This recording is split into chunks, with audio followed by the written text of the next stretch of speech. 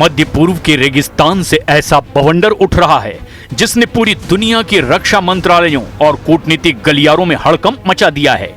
एक तरफ ईरान और अमेरिका के बीच आर पार की जंग का खतरा मंडरा रहा है, तो दूसरी तरफ सऊदी अरब, तुर्की और पाकिस्तान के गुप्त गठजोड़ मक्का रक्षा समझौते में एक ऐतिहासिक मोड़ आ गया है। जनरल मुनीर तेहरान में ईरानी नेताओं को समझाने में लगे हैं कि अगर मक्का रक्षा समझौते का हिस्सा ईरान भी बन जाए तो ईरान को पूरे मिडिल ईस्ट में जबरदस्त फायदा होगा। दावा किया जा रहा है कि इस्लामिक दुनिया के इस नए और सबसे ताकतवर सैन्य अभियान में अब ईरान को भी एंट्री का न्योता दिया गया है। लेकिन इधर ईरान ने मक्का डील से ज्यादा ट्रंप के उस दावे के खिलाफ मोर्चा खोल दिया है जिसमें ट्रंप ने कहा कि हॉर्मुज पर पूरी तरह से अमेरिका का कब्जा हो चुका है। ईरान ने तो टूक कह दिया है कि अगर अमेरिका के नए सख्त प्रतिबंध का साथ ईरान के खिलाफ अरब के 6 देशों ने दिया तो ईरान सभी 6 अरब देशों पर सीधे हमला कर देगा। हम आपको दिखाने जा रहे हैं कि लगभग 180 दिन से चल रहे ईरान अमेरिका युद्ध और तनाव के बीच अब कौन सी नई जंगी चालें और बिसात बिछाई जा रही है।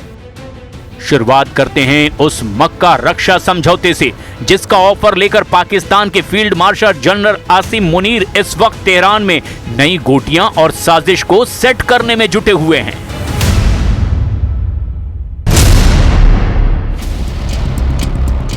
कहानी की शुरुआत होती है मक्का रक्षा समझौते से, जिस पर सऊदी अरब, तुर्की और पाकिस्तान ने दस्तखत किए हैं। यह कोई साधारण कूटनीतिक दस्तावेज नहीं है, बल्कि नेटो की तर्ज पर तैयार किया गया एक कठोर रक्षा समझौता है। इस समझौते की सबसे खतरनाक शर्त है आर्टिकल 5 की तर्ज पर बनाया गया नियम, यानी अगर इन तीनों में से किसी भी एक देश पर बाहरी हमला होता है तो बाकी 2 देश उसे अपने ऊपर हमला मानेंगे और अपनी पूरी सैन्य ताकत के साथ युद्ध के मैदान में उतर जाएंगे। पाकिस्तान की परमाणु ताकत, तुर्की की खतरनाक ड्रोन तकनीक और आधुनिक वायुसेना और सऊदी अरब का असीम पैसा, इन तीनों ने मिलकर एक ऐसा सैन्य त्रिकोण बनाया है जिसने पूरी दुनिया का ध्यान खींच लिया। लेकिन अब इस त्रिकोण को एक चौकोर में बदलने की सबसे बड़ी और चौंकाने वाली चाल चली गई है।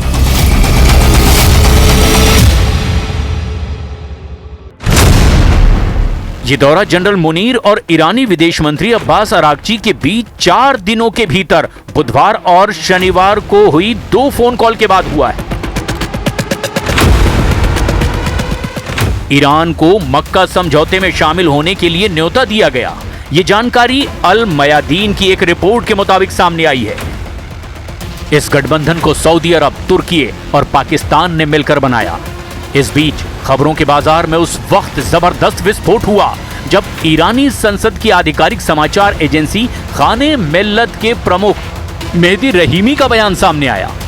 रहीमी के हवाले से दावा किया गया कि ईरान को मक्का रक्षा समझौते में शामिल होने का औपचारिक प्रस्ताव मिला है और तेहरान का शीर्ष नेतृत्व इस पर बहुत ही गंभीरता से विचार भी कर रहा है।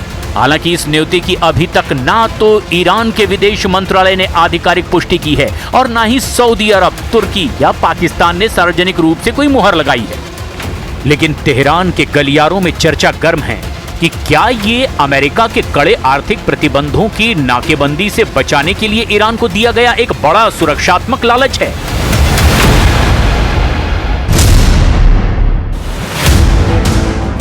मक्का रक्षा समझौते पर 7 अगस्त 2026 को सऊदी क्राउन प्रिंस मोहम्मद बिन सलमान, तुर्की के राष्ट्रपति रेसेप तैयब एर्दोगन और पाकिस्तान के प्रधानमंत्री शहबाज शरीफ ने हस्ताक्षर किए थे। 13 अगस्त 2026 से मक्का रक्षा समझौता लागू हो चुका है। ईरान को मक्का रक्षा समझौते का यह प्रस्ताव ऐसे वक्त में सामने आया जब ईरान पर अमेरिकी आर्थिक नाकेबंदी और स्ट्रेट ऑफ हॉर्मुज में नौसैनिक तनाव अपने चरम पर है।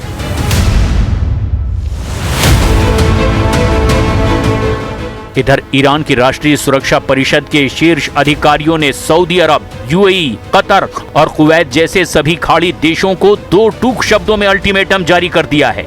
अगर किसी भी खाड़ी देश ने अमेरिका की आर्थिक नाकेबंदी, तेल प्रतिबंधों या सैन्य अभियानों में किसी भी तरह से मदद की तो ईरान इसे अपने खिलाफ सीधे एक्ट ऑफ वॉर यानी युद्ध की कार्रवाई मानेगा। ईरान की इस सीधी धमकी ने खाड़ी देशों की नींद उड़ाकर रख दी है। यही वजह है कि रियाद और अंकारा अब तेहरान को अमेरिका के खिलाफ युद्ध में धकेलने की बजाय उसे मक्का समझौते की सुरक्षा छत्र छाया में लाकर पूरे मध्य पूर्व को एक संयुक्त मुस्लिम रक्षा मंच में बदलने की कोशिश कर रहे हैं। लेकिन इस कोशिश के ठीक उलट ईरानी तेवर बेहद सख्त हैं। तेहरान से सीधी चेतावनी दी गई है, कोई बहाना नहीं चलेगा। ईरानी सशस्त्र बलों के chief of staff major general Ali Abdollahi ने दुनिया के सामने साफ कर दिया है कि खाड़ी के दक्षिण तट पर स्थित देश ये ना समझें कि उनकी गतिविधियां तेहरान की नजरों में छिपी हुई हैं। ईरान ने बयान जारी करते हुए कहा, खाड़ी देश सार्वजनिक रूप से कहते हैं कि वे अमेरिकी सेना को अपनी जमीन से ईरान पर हमले की इजाजत नहीं देंगे, लेकिन उनके ठिकानों पर अमेरिका के हवा में ईंधन भरने वाले टैंकरों, विमानों और बम वर्षक विमानों की मौजूदगी कुछ और ही कहानी बयां करती है। अगर अमेरिकी सेना को जरा सी भी सुविधा या मदद दी गई तो इसे अमेरिकी आक्रमण में सीधा भागीदार माना जाएगा। ईरानी सुरक्षा परिषद के मोहसेन रेजाई ने तो यहां तक कह दिया कि अगर अमेरिका का आर्थिक युद्ध और नाकेबंदी जारी रही तो खाड़ी क्षेत्र या स्ट्रेट ऑफ हॉर्मुज से तेल की एक बूंद भी बाहर नहीं जाने दी जाएगी। या بحث محاصره دریایی. خب محاصره دریایی که امروز نیست که. الان چند ماه محاصره دریایی هستیم. ولی ما نفتمون رو فروختیم. ما در همین یک ماه دو ماه گذشته 70 میلیون بشکه نفت در اون 2-3 روزی که توافقنامه اون هفته اول توافقنامه वॉशिंगटन का मकसद ईरान की बची कुची अर्थव्यवस्था को पूरी तरह से ठप कर देना है। ट्रंप चाहते हैं कि ईरान पर इतने सख्त प्रतिबंध लग जाएं कि ईरान आर्थिक तौर पर पूरी तरह से तबाह हो जाए। ट्रंप ये चाहते हैं कि ईरान पर अमेरिका के सख्त आर्थिक प्रतिबंध पर अरब देश और पूरी दुनिया के सभी देश भरपूर साथ दें, वरना अंजाम बहुत बुरा होगा। So we went down and we stopped them. They'll never have a nuclear weapon. They want to make a deal so badly. We don't even know if we want, because I view the Strait of Hormuz as an American territory right now. It's an American territory.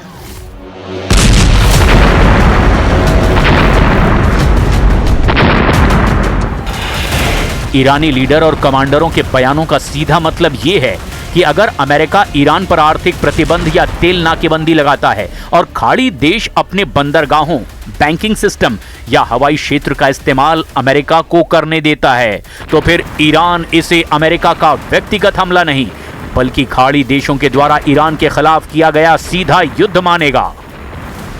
इसका मतलब यह है कि यदि युद्ध छिड़ता है या प्रतिबंध सख्त होते हैं तो ईरान केवल अमेरिकी सैनिकों पर हमला नहीं करेगा बल्कि सऊदी के आरामको रिफाइनरियों, यूएई के Dubai, Abu Dhabi airport, container ports और डीसैलिनेशन यानी कि पानी शोधन प्लांट्स को अपनी मिसाइलों और ड्रोनों से निशाना बनाएगा।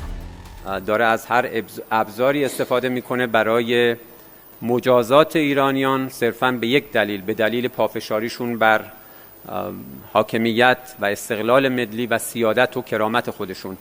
در این زمینه حتما هشدارهای لازم داده میشه، به خاطر اینکه هر گونه همدستی با آمریکا در پیشبرد